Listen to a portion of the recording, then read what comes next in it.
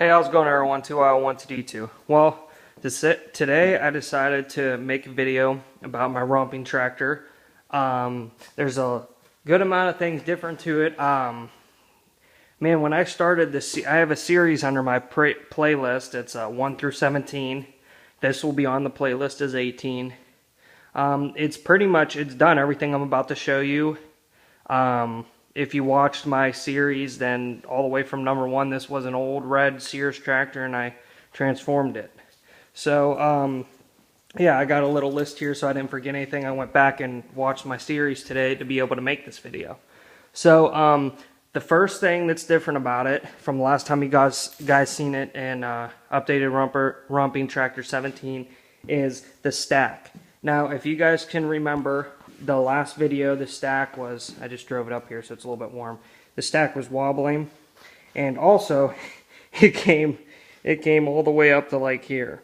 It was ridiculous. It was way past the tractor. So, and the way I cut it off was like at an angle. I didn't like that. So what I did was, I'll open the hood here for you. There's a thing, I don't know if you can see it back there. I don't want to touch it.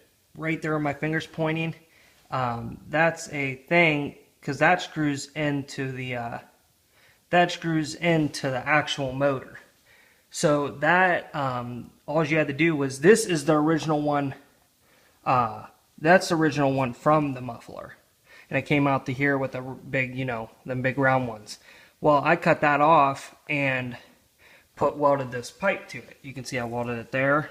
And then I put a couple tack welds on that 90 degree elbow, and then welded it there.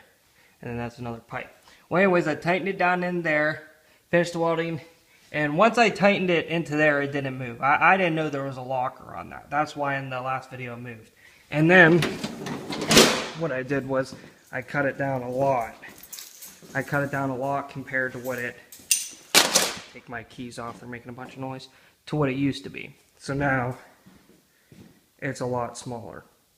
So yeah, another thing is, I'm sure you guys heard me talk about this. Ever since I got the mower, when I first got it, the alternator never worked. I even tried rewiring it, as you can see right there, putting new fuses, all updated, still didn't work. Well, I scrap metal, and I got a tractor for scrap. And believe it or not, the alternator's lined up. So I have it at my uncle's house. We haven't put it on, but I do have an alternator for it now. So that's a big help, because, the battery. Another thing that I recently did is I kept buying the battery that it called for. Well, let me take this up here. Well, I decided to just spend the money and get one that's going to last. I got a big battery. It's a Husky 360. This is way bigger than it calls for. But now, when it takes forever to actually run all the way down. So, I love the thing. It lasts a lot longer. Other than having to charge it every month, it maybe lasts every 3 months. What I did to the steering, you guys seen that I broke it, and I had to weld this. Well, what I did was, instead of having that bolt through here, I welded this to the actual shaft, because the bolt kept getting unloosened even with the lock washer. So, and then what I did was, because the steering kind of sucks, down here the whole rod moved. So what I did was I tacked it right there. Right there. So that helped the steering a lot. You see that cut out, that's cut out that, what do you want to call it, rubber? That's actually factory, believe it or not. It came with the tractor, unless someone did it before me. But yeah, that actually came with the tractor. That's nothing that I did. So, yeah. What else do we got here? Trailer hitch. I took off. If you guys remember, there was a big trailer hitch on the back. I took that off. I didn't need it anymore. I had a John Deere tractor I put it on, but I no longer have that anymore. But yeah, it didn't need it, because even though this is a romping tractor, I try to keep it off of out of the mud, because which I'm going to show you guys here in a minute with the pulleys. I geared it so high that it goes fast, but I lost all the damn horsepower. Another thing I did was I did put the plow plate back on. You guys knew I took it off. I need to take that off. I'll do that eventually. But back when I was still romping, because, you know, if I get stuck, I can pull it out from behind with a trailer hitch.